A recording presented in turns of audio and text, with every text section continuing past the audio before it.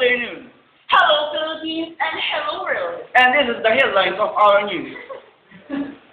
The headlines for GMA versus ABS-CBN. This is my headline. 2009 anti-rabies campaign to focus on barangay. Go to John Paul. And Test Air to use new airline which is China-made and no have proved melamine. Go to Johnson.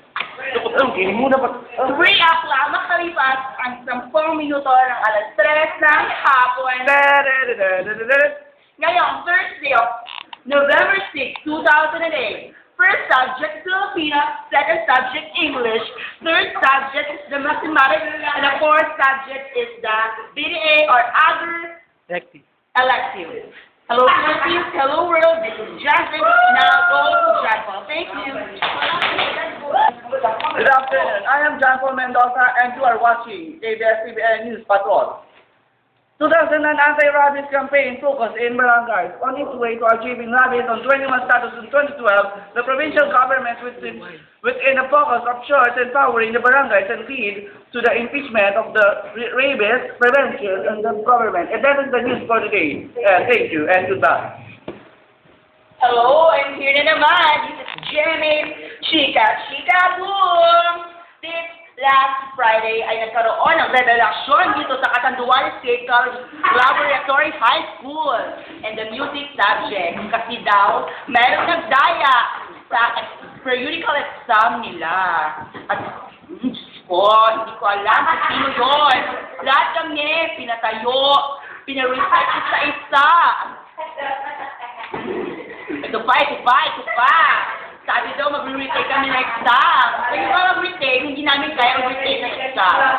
O, diba? Kung kayo mag-retake ng exam, kailangan pagbutihin nyo. Pero kami, para sa amin, hindi namin pagbubutihan ang aming exam. Dahil ito nga ang GS Chika Boom! Thank you. Okay nga ba? Okay, nabalita ngayong hapon. Ako pa rin po, si John Paul Mendoza, nagbabalita sa buong mundo. It's 49 for Christmas and Happy New Year. Goodbye. My turn.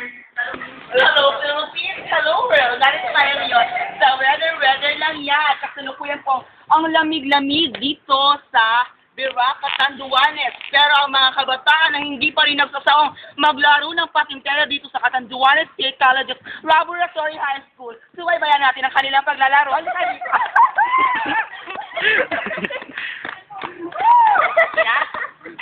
At ngayon naman sa mga na nanalo sa lakong ito, nalaban na ito. Tanungin natin ang pinakamalaking suso dito sa mundo. Oh, sa'yo lang. Oh. Hello. Ito si Zaira May. Tatanungin natin siya kung sino na ang nananalo sa patintero nito. Zaira, sino na ba ang nananalo sa Kimi?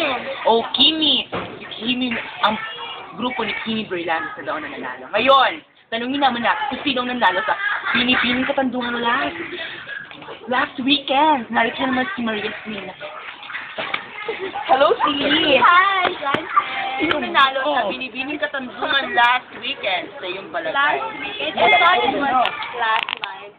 Last month. Oh, yeah, last month. Ate Alcan was the winner, and she is graduated here in Catanduanes State College Laboratory. Oh. No, nothing now. Like, okay, Philippines. Okay, world. So, tinanong na natin ang dalawang extra ito dito sa ating balita. Ngayon, tingnan natin ang kanilang paglalaro. Halika rito. Ito si Anna, ito si Rachel, ito si Jeanette, si Lady May, at si Kimi. Narinig niyo ang pangalan Kimi kanina. Si Kim, ang grupo daw ni Kimi ang nananalo na ngayon. Paano ba yung Kimi? Wow, na-reporter din sa Teka na lang, kaya ni Kimi. Dito na tayo sa room. Let's go. Let's go.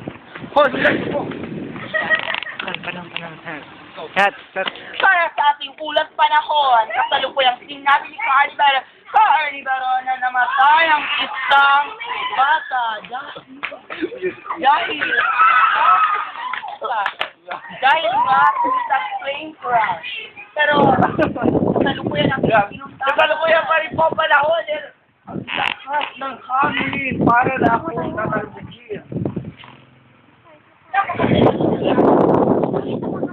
Ang panahon noong nakaraang taon at buwan ay napakaganda. Pero kung anong kwento yun, nakikita nyo, ang pangit-pangit ng panahon dito sa Katanduanes. Maraming salamat. Ito ang laban ng ABCBN versus GMA News.